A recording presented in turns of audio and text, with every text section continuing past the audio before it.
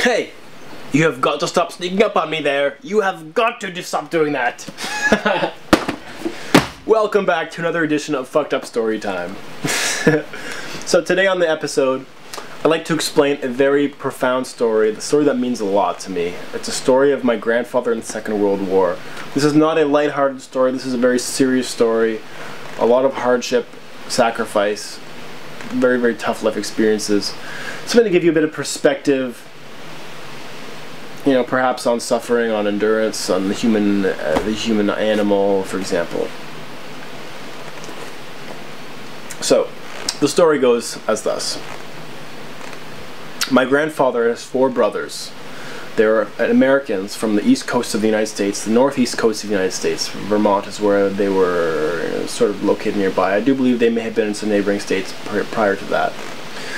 Regardless, my grandfather Russ the first and his 4 brothers landed on D-Day on the beaches of Normandy on day 1 of the war.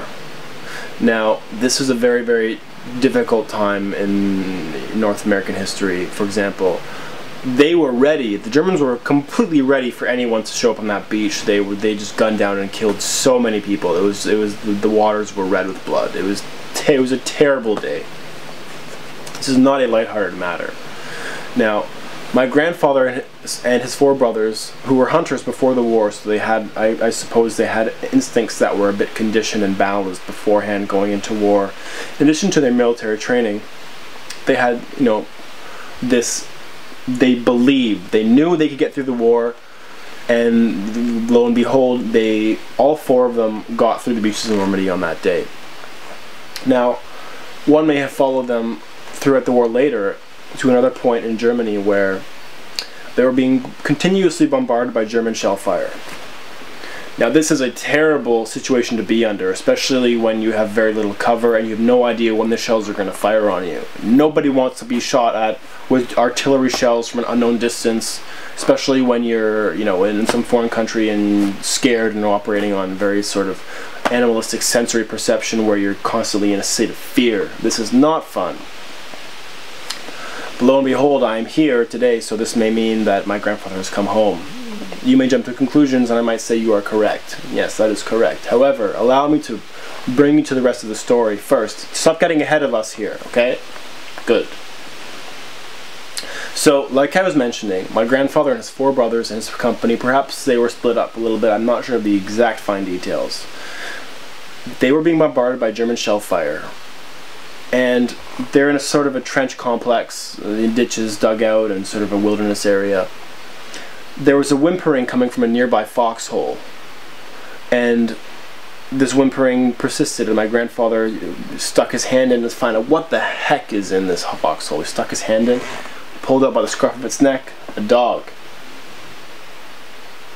A mutt of a dog, perhaps several different breeds in one. Regardless of this was a dog. And what they quickly found out was this dog, when it started whimpering, it was whimpering because it was sensing German shells that were being fired from distance towards their location. It could sense, this dog knew when the shells from a distance happened, and it could hear them and perceive the high frequency vibrations or the low frequency rumble, a bit of both perhaps, and the whistle of the shells through the air. It knew that the big bangs were coming. So this dog, what they quickly realized, this dog, whenever it whimpered, men, take cover immediately, because shit is about to hit the fan. This is not cool. You could die if you're out in the open.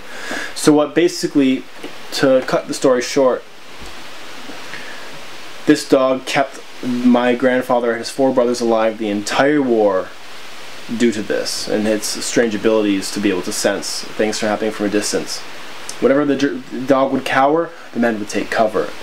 This was a very, very, very beneficial trait for it to have as a companion in the road, especially when you're in a foreign country and you're in a war. It's hard to imagine, truthfully. I find it hard to imagine sometimes that my grandfather went through this.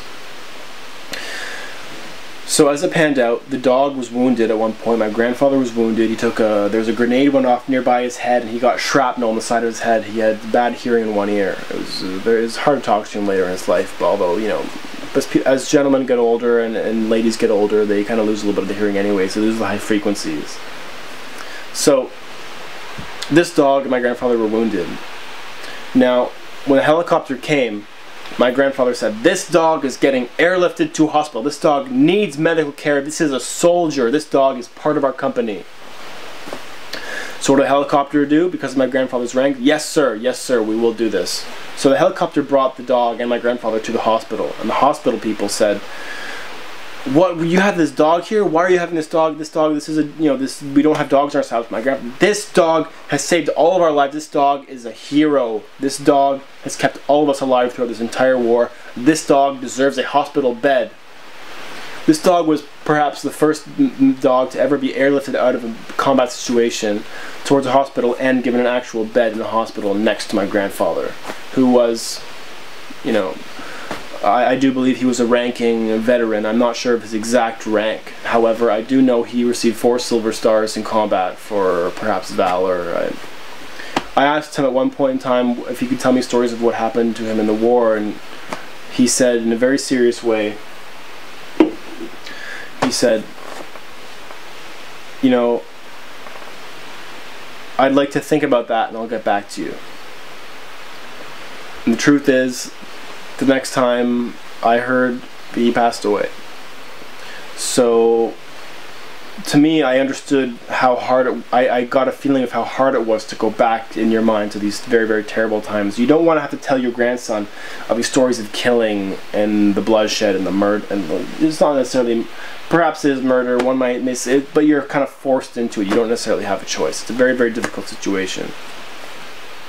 So this dog got a Purple Heart. I think this dog got a Silver Star too. This was a good dog.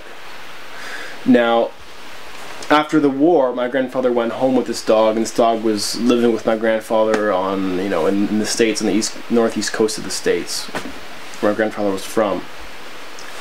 And the truth of the story is, this dog was killed because it was run over by a truck.